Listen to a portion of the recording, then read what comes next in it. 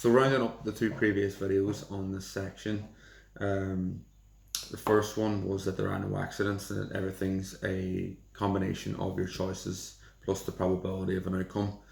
Um, and then the second one was getting you, I guess, to understand self forgiveness and to be practical in your approach and not turn it inwards, or not, not use the first video as a way to beat yourself up. Instead, rather use it as a tool to move forward and progress.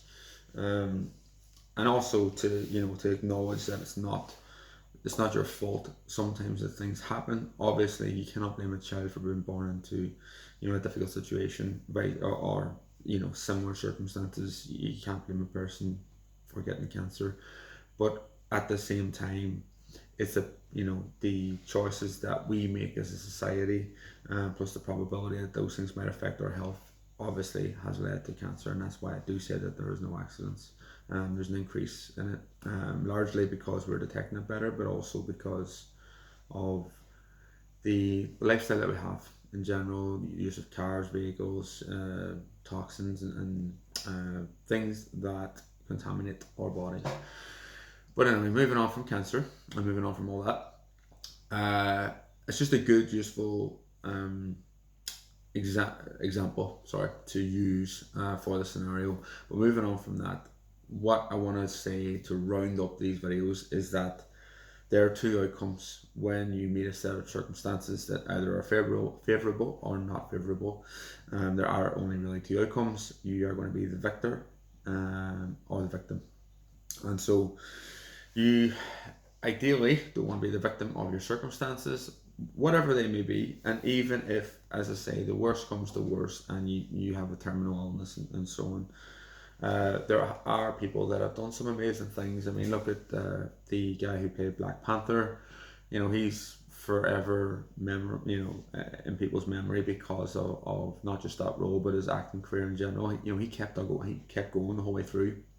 And so in that way, he's immortalized in his approach to this cancer. In a way, people see it as an immortal victory over it, because he didn't let it dictate his life. He chose his path regardless of the circumstances he was going through. Now, not everybody might have the physical strength and capabilities for that, but it's down to a mental approach of whether or not you let life beat you down or you beat it down.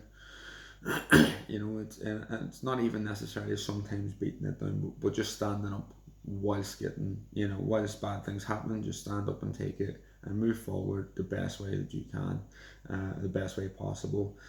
Again, back to the Stoic philosophy, which I've taken a lot from Stoicism, and I do believe that they have a lot of it right. And this is an example of it. To be the victor or the victim of your circumstances, and in a lot of ways, the obstacle can become the way. If you read an excellent book by Ryan Holiday, there is examples where people have come up against unfavorable circumstances, and actually those exact circumstances are what led them to their own version of greatness. A prime example is a child who was born deaf. Actually, not just deaf, but he had no ears. He literally had no ears whatsoever. It was just skin and bone here. Discovered a way, because of his condition. Obviously had a massive interest in this, and from a young age would put his head to the stereo so that the vibrations would come through the bone here. This the ear bone that comes right up through and connects with the cheekbone, jawbone.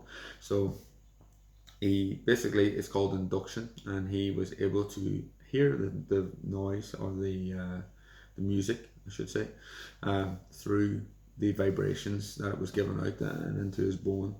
And through this, he was able to create hearing aids, which any deaf person could use to help them hear through induction. It was a way of transferring sound waves that come in and turn them into physical vibrations that the bone structure in their head could take in and their brain could interpret, which is, it blows the mind that someone had the insight and tenacity to create something like that.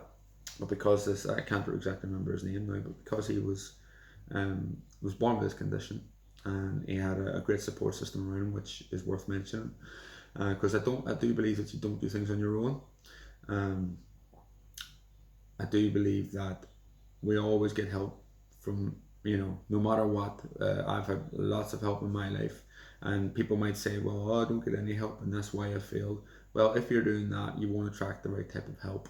um, so I know that I've had help in my life, but I also know that I attracted that help. I know that the energy that I was putting out is what I got back. um, and this works. This is actually worth mentioning, probably worth a separate video, but we'll do it right. I'll cover it basically right now. It is important to put out good energy to help people to be, a good influence in the world, but also cut the bullshit out too, because sometimes you can over help people. And I learned this the hard way, where you can, you can really, it becomes a very one-sided relationship where you're trying to help people, and they couldn't really give a rat's ass about themselves or you. And at that point you must cut off. At that point you must keep a level of self-worth for your time and your energy, and you need to maintain that whilst also putting out some good energy and helping who you can, who's ready for it. That's how I kind of concluded these kind of circumstances, where basically I would put my time into people who I felt were ready for it, wanted it, were desperate for it, and willing to make the changes. I just stopped trying to help people who really didn't want it, because I couldn't do anything for them anyway. They have to want it. But I've kind of gone off sidetracked there, but it's a very worthy mention in this video, because it kind of follows on from that type of philosophy of victor or victim. Because it's also important to be the victor. It's important to seek help and get help and accept it as well, not just try and be this lone shark. As much as we are all individual, we also rely on other people to make things happen. And we'll cover a lot of this in the Laws of Power videos, because you'll get to see just how much people influence your level of power, and your level of influence, but also how you influence them. And it can all be, basically, you can help one another, and that's how people get elevated. I hope that concludes these couple of videos, and I hope that gets you excited for what's to come. If you have any questions, hit me up on the one-to-one.